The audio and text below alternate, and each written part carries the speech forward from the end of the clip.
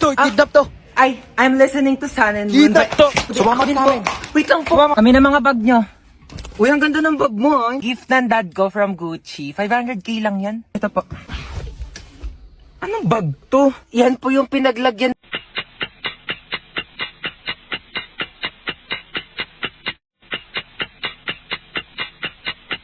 ng mga ayuda ni Mayora kahapon. Ginawa ko na pong bag para eco-friendly. Uy, tama. Save the earth. Juicy cologne? Ganda naman ng kotse mo. Magkano bili mo dito? Uy, thank you. 50k to monthly. Naka-Ferrari kasi ako eh. Magkano monthly mo doon? Fully paid yon. Bibigyan ko kayo ng ilang minuto para tawagan yung mga magulang nyo. 1,000,000 kapalit na mga buhay nyo ah. Hello, Dad. Yes, anak. Nakidnap kasi ako. Ito yun, he wants 1,000,000 pesos daw kapalit ng buhay ko. Kakatapos ko lang mag-grocery. Ito nga, bumili ako ng spam. Ulam ng aso natin later. Yeah, Dad, may barya ka pa ba? Oh, yeah. Meron pa akong baryang 1.3 million dito. Hindi mo keep the change na lang. Bigay natin sa kanya. Ikaw.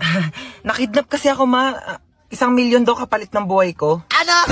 1,000,000 kapalit mo? Ano ako nagtatay ng pera? Naku, dapat nga akong bigyan ng 1,000,000 kasi ako naman nag-iri sa'yo. Naku, kakausapin ko yung kidnapper mo. Sige po, ma.